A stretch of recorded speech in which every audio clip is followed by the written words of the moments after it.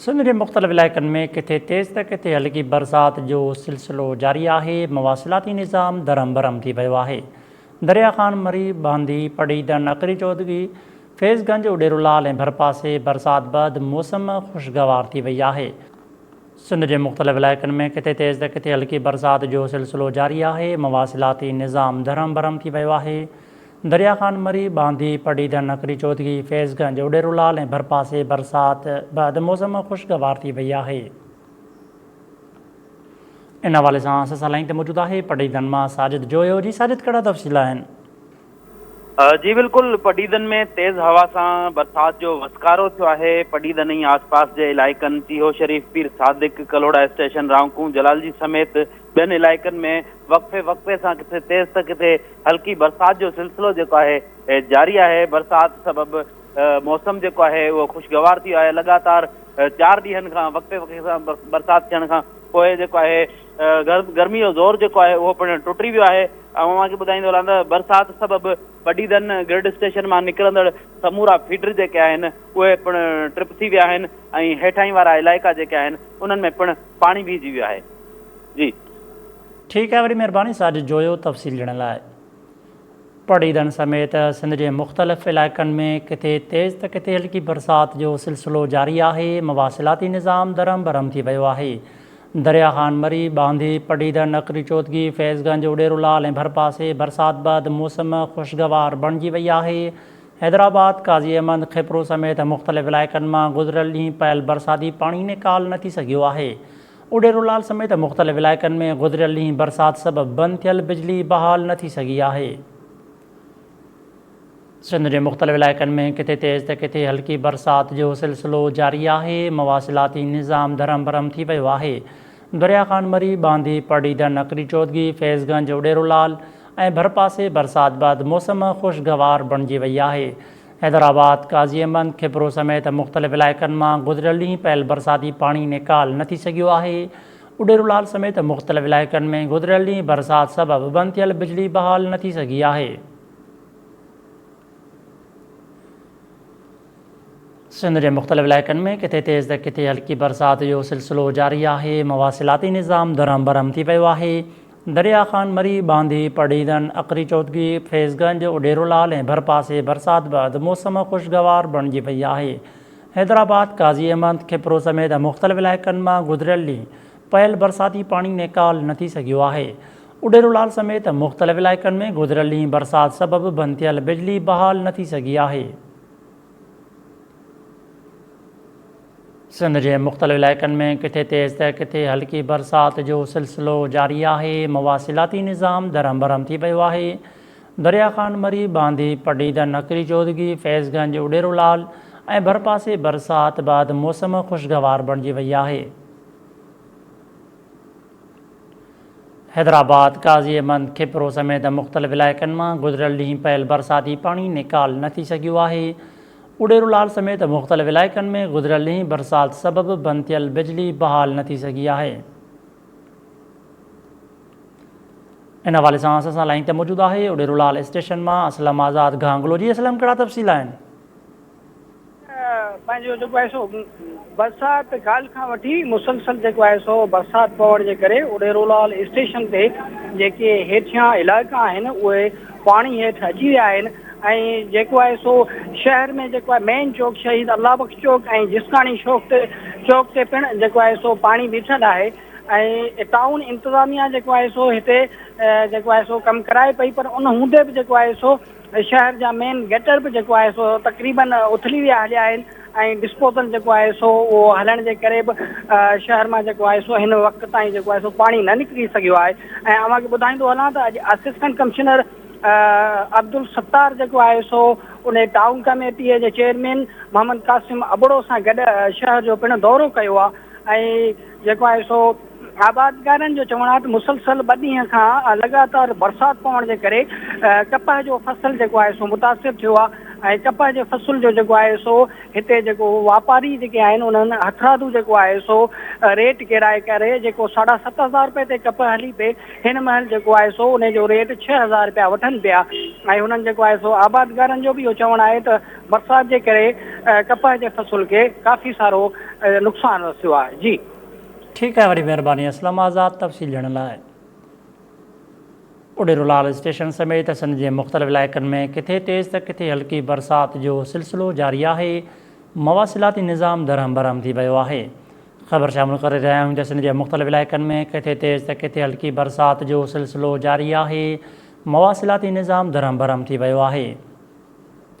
इन हवाले सां असां वीडियो लिंक ते मौजूदु आहे। खिपरो मां असद शाह जी। असद, कहिड़ा तफ़सील आहिनि? समूरी सिंध जी खिपरो तालुके में बि गुज़िरियल 4 ॾींहं खां बरसाति जो सिलसिलो वक़्फ़े सां जारी आहे।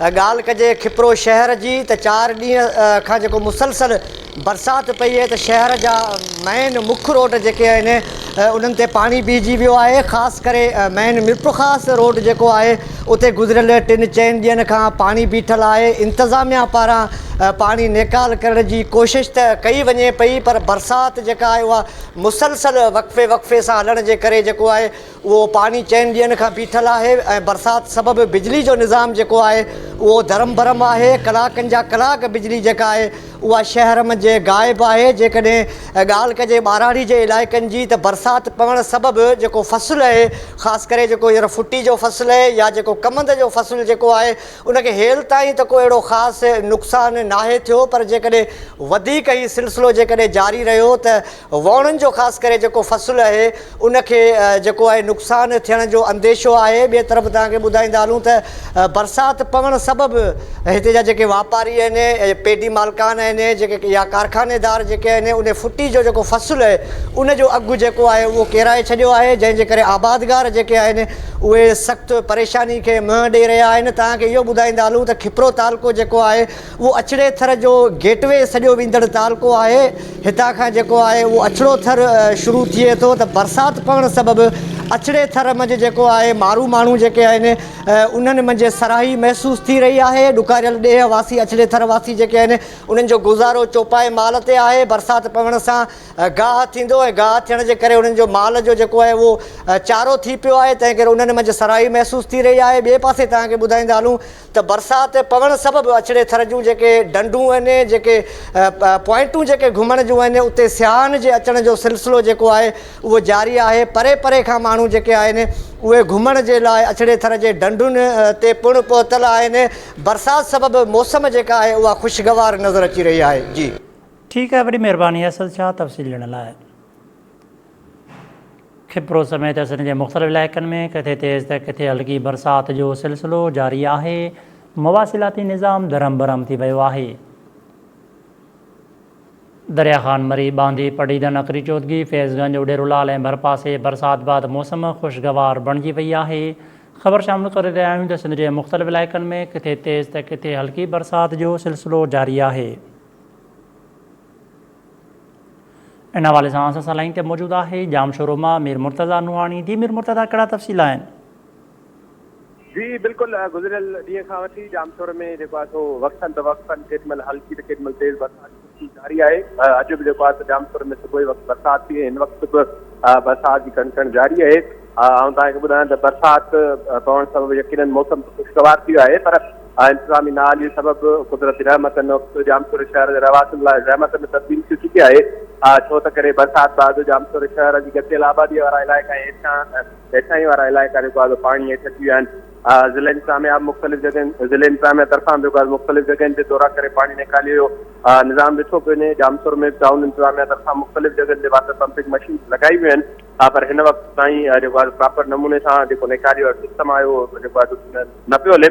हिन वक़्तु बि जामशोरो सेवण वारो जेको मेन रोड आहे इंडस हाईवे, उते जेको आहे सो गोॾे जो पाणी बीठल आहे, जंहिं सबबु ट्रैफ़िक जी रवानगी में जेको आहे मुश्किलातूं पेश अची। हिन सां गॾोगॾु जामशोर शहर जी गरीब आबाद कॉलोनी, सेंडोल रोड, मदीना नगर, सेवाणी महल ऐं ॿियनि केतिरनि इलाइक़नि में जेको आहे सो पाणी बीठल आहे, जंहिं सां हुतां जा रवासी सख़्तु परेशान आहिनि। घरनि अंदरि पाणी खाए पियो आहे।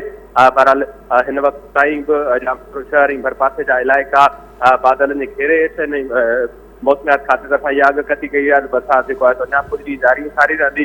ऐं इन सूरत हाल में जामशोर जे रहवासियुनि तरफ़ां इहो मुतालबो कयो वञे त ज़िला इंतिज़ामिया टाउन इंतिज़ामिया जेको आहे पाणी निकाली जोगा इंतज़ाम करे जीअं जेको आहे शहरनि खे तकलीफ़ पेश न थी सघनि। जी ठीकु आहे, वॾी महिरबानी मीर मुर्तज़ा नुहाणी तफ़सील ॾियण लाइ। सिंध के मुख़्तलिफ़ इलाइक़नि में किथे तेज़ त किथे हल्की बरसात जो सिलसिलो जारी है। इन हवाले से असां लाइन ते मौजूद है सेवण मां एम अशरफ अतार। जी एम अशरफ, कहिड़ा तफ़सील आहिनि? जी बिल्कुलु, पूरी सिंध जीअं सेवण शहर ऐं उन जे आस पास जे इलाइक़नि आराज़ी, करमपुर, झांझारा, बाजारा, बूबकल ऐं उन खां अलावा लकी शाह सदर ऐं नंढनि वॾनि शहरनि में वक़्फ़े वक़्फ़े सां अॼु 3 ॾींहं ते जेको आहे तेज़ तूफ़ान सां गॾु ज़बरदस्त बरसाति जो वसकारो पियो आहे। मां तव्हांखे ॿुधाईंदो हलां, बरसाति जो वसकारो जेको अधु कलाक ताईं जारी रहियो, जंहिं बैदि सेवण शहर जा हेठाहीं वारा इलाइक़नि ऐं रोडनि रस्तनि ते पाणी जेको आहे सो नए जो ॾेख ॾियणु लॻो आहे, नदियुनि जी सूरत अख़्तियार करे वियो आहे। जॾहिं त उन खां अलावा मां तव्हांखे ॿुधाईंदो हलां, बरसाति जे करे जेको आहे सो शहर जा हेठाहीं वारा इलाइक़ा, नओं बस स्टॉप, मेला ग्राउंड, शाही बाज़ार, धमाल चौक ऐं जहाज चौक ऐं सैयद अब्दुल्ला शाह इंस्टीट्यूट अस्पताल जे मुख्य रोड जेको शहरी जो दाख़िली रस्ता आहिनि, उन्हनि ॿिन्हिनि रोडनि ते जेको आहे सो पाणी बीहजी वियो आहे ऐं दरिया जो ॾेख ॾियणु लॻो आहे। जॾहिं त मां तव्हांखे ॿुधाईंदो हलां त ॿिए पासे म्यूनिसिपल कमेटी जे चेयरमैन सैयद शहज़ाद हैदर शाह पारां रेन एमरजेंसी लॻाए जेको आहे म्यूनिसिपल अमले खे अलर्ट करे पंहिंजी निगरानी हेठि जेको आहे सो राति ॾींहुं जेको आहे डिस्पोजल ते पहुची ऐं पाणी निकाली करण वारो इंतज़ाम जेको आहे तेज़ करे छॾियो आहे। ऐं ॿुधाए पियो वञे सैयद शहज़ाद हैदर शाह टाइम न्यूज़ खे ॿुधायो त जेको आहे सो ही 3 कलाकनि जी बरसाति हुजे या कलाक जी बरसाति हुजे, पर असांजो अमलो जेको आहे सो म्यूनिसिपल अमले पूरी तरह सां जेको आहे सो डिस्पोजल जेके मशीनियूं आहिनि उहे लॻाए पाणी निकाली कयो थो वञे।